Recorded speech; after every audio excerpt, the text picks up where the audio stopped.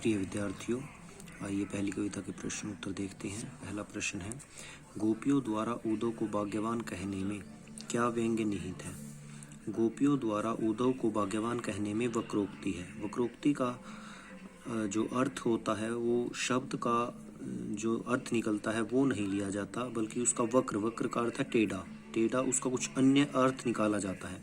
वे देखने में प्रशंसा कर रही हैं, किंतु वास्तव में कहना चाह रही हैं कि तुम मथुरा में श्री कृष्ण के साथ रहते थे, फिर भी प्रेम का अनुभव नहीं कर सके, न किसी के हो सके, न किसी को अपना बना सके। तुमने प्रेम का आनंद जाना ही नहीं, यह तुम्हारा दुर्भाग्य है। भाग्यवान कहने के पीछे उनका जो व्यंग्य था वो उसे अभागा कहना है, अर्थात बुरे भाग्य वाला। उद्धव के व्यवहार की तुलना किससे की गई है? उद्धव के व्यवहार की तुलना देखिए, गोपियों ने उसे कमल के पत्तों से जो जल में रहकर भी उससे प्रभावित नहीं होते, अर्थात पानी की एक भी बूंद उन पत्तों पर टिकती नहीं। जल में पड़ी तेल की बूंद से, तेल की बूंद की जगह जो कविता में अर्थ निकलता था वो तेल का गड़ा निकल रहा है, जो तेल के गड़े से की गई है, जिस पर पानी की कोई बूंद नहीं ठहरती। ये लाइन आप बदल लेना। तीसरा, गोपियों ने किन किन उदाहरणों के माध्यम से उद्धव को उल्हाने दिए? गोपियों ने उद्धव को अनेक उदाहरणों के माध्यम से उल्हाने दिए हैं। उन्होंने उसे बड़बागी कहकर प्रेम से रहित माना था। श्री कृष्ण के नज़दीक रहकर भी प्रेम का अर्थ नहीं समझ पाया। गोपियों ने कमल के पत्ते और तेल की मटकी तथा प्रेम की नदी के माध्यम से भी उल्हाने देकर अपनी भावना को व्यक्त किया है। ये प्रश्न यहीं तक इसका उत्तर करना है। आगे का जो उत्तर है वो इस प्रश्न से संबंधित नहीं है। ये अगला प्रश्न, उद्धव द्वारा दिए गए योग के संदेश ने गोपियों की विरहाग्नि में घी का काम कैसे किया? ब्रज की गोपियां इस प्रतीक्षा में बैठी थी कि देर सवेर श्री कृष्ण उनसे मिलने अवश्य आएंगे या अपना प्रेम संदेश भेजेंगे। इसी से वे तृप्त हो जाएंगी, अर्थात इसी से वो संतुष्ट हो जाएंगी। इसी आशा के बल पर वे वियोग की वेदना सह रही थी, परंतु जो ही उनके पास श्री कृष्ण द्वारा भेजा गया योग संदेश पहुंचा, वे तड़प उठी। उनकी विरह ज्वाला तीव्रता से भड़क उठी।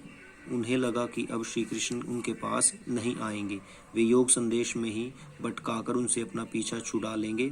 इस भय से उनकी विरहाग्नि भड़क उठी। अगला प्रश्न, मर्यादा न लही के माध्यम से कौन सी मर्यादा न रहने की बात की जा रही है? यहाँ पर मर्यादा न लही के माध्यम से प्रेम की मर्यादा की बात की जा रही है। प्रेम की यही मर्यादा है कि प्रेमी और प्रेमिका दोनों प्रेम को निभाएं, वे प्रेम की सच्ची भावना को समझें और उसकी मर्यादा की रक्षा करें। परंतु श्री कृष्ण ने गोपियों से प्रेम निभाने की बजाय उनके लिए नीरस योग संदेश भेज दिया, जो कि एक छलावा था, भटकाव था। अब उनकी कोई प्रतिष्ठा नहीं रह गई, अर्थात श्री कृष्ण की वादे की कोई मर्यादा नहीं रही। बंद रहस्य सबके सामने प्रकट हो गया। इसी छल को गोपियों ने मर्यादा का उल्लंघन कहा है। अगला प्रश्न, श्री कृष्ण के प्रति अपने अनन्य प्रेम को गोपियों ने किस प्रकार अभिव्यक्त किया है? देखिए, उन्होंने क्या क्या कहकर अपना प्रेम अभिव्यक्त किया। वे अपने को श्री कृष्ण रूपी गुड़ पर लिपटी हुई चींटी कहती हैं। वे स्वयं को हारिल पक्षी के समान कहती हैं, जिसने श्री कृष्ण रूपी लकड़ी को दृढ़ता से थामा हुआ है। वे मन, वचन और क्रम से श्री कृष्ण को धारण किए हुए हैं। वे जागते सोते दिन रात और यहाँ तक कि सपने में श्री कृष्ण का नाम रटती रहे हैं। वे श्री कृष्ण से दूर ले जाने वाले योग संदेश को सुनते ही व्यथित हो उठती हैं। अगला प्रश्न देखिए, गोपियों ने उद्धव से योग की शिक्षा कैसे लोगों को देने की बात कही है? गोपियों ने उद्धव को कहा कि वे योग की शिक्षा ऐसे लोगों को दे जिनके मन स्थिर नहीं है, जिनके हृदयों में श्री कृष्ण के प्रति सच्चा प्रेम नहीं है, जिनके मन में भटकाव है, दुविधा है, भ्रम है और चक्कर है। उन्हें ही योग के द्वारा मन एकाग्र करने की आवश्यकता है। अगला प्रश्न, प्रस्तुत पदों के आधार पर गोपियों का योग साधना के प्रति दृष्टिकोण स्पष्ट करें। सूरदास के पठित पदों के आधार पर स्पष्ट है कि गोपियां योग साधना को नीरस, व्यर्थ और अवांछित मानती हैं।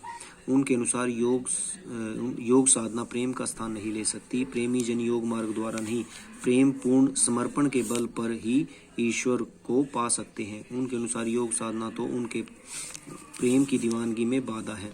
यह उन्हें श्री कृष्ण से दूर ले जाती है। इसलिए योग का नाम सुनते ही उनकी विरह ज्वाला भड़क उठती है। वे उन्हें योग साधना एक बला प्रतीत होती है। इसका जो उत्तर है यहीं तक करें। इसके अतिरिक्त आप कुछ बातें इसमें और लिख सकते हैं, जैसे उन्होंने योग साधना को कड़वी ककड़ी के समान अस्वीकार्य बताया है। साथ ही एक बीमारी बताया है जिसको उन्होंने ना कभी देखा ना कभी भोगा। तो बच्चों आज के लिए आप ये 8 प्रश्न करेंगे अपनी नोटबुक में। फिर नोटबुक में आप ये प्रश्न करें।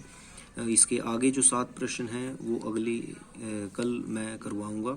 इनके जो उत्तर हैं वो अलग भी हो सकते हैं। ये आपकी केवल सहायता के लिए हैं। आपने अगर व्याख्या को अच्छी तरह समझ लिया है तो आप अपनी तरफ से भी इनके उत्तर बनाकर लिख सकते हैं।